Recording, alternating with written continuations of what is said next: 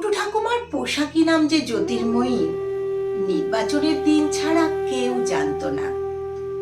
গ্রীষ্মের দুপুরের মতো শূন্য শিথির বিপুল বৈধব্য নিয়ে কত মায়াবী সকাল মুছে যায়, কেটে যায় কত নিস্তরঙ্গ ভোর।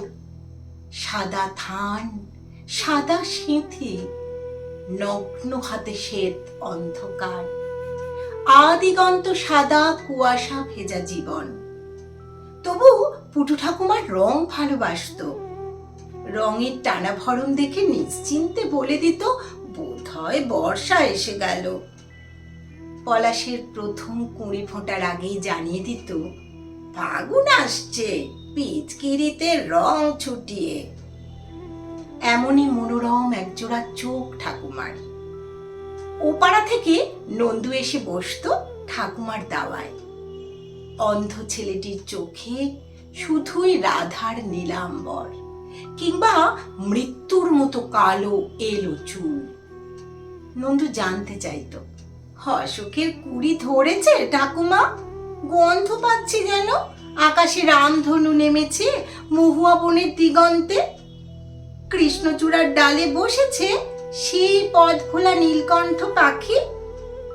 নন্দু গান শোনাতো ঠাকুমাকে, আছে সে নয়ন তারায় আলোক ধারায় তাই না হারায়, আছে সে নয়ন তারায়।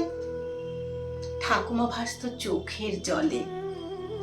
আলোক ধারা যে চোখেও দেখলি না বাপ, দেখলি না কালো মেঘের কোলে সাদা বক ভেসে গেলে তুলি খুঁজে পান না যামিনী রায়। নন্দু জেদ করত, এবার দলে কিন্তু একটা পিচকিরি কিনে দিতে হবে। সে না হয় দিলাম, রং দিবি কাকে? তোমাকে রঙে রঙে ভিজিয়ে দেব তোমাকে। দোলের পিচকিরি কিনতে গিয়ে ঠাকুমার চোখ দুটো দান করে এলো, যেন তার মরণের পর এই চোখের রং দেখে নন্দু। যাইরা বলে, করছো কি, বড় জন্মে যে কানা হয়ে জন্মাবে। পুটু ঠাকুমার হাসিতে ঝিলিক মারে রং বাক্সর পৃথিবী।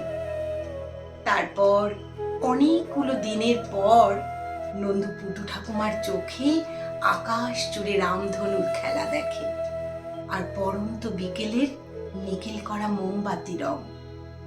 বলতে ভুলে গেছি, এখন ওকে নন্দু বলে ডাকলে খুব রাগ করে।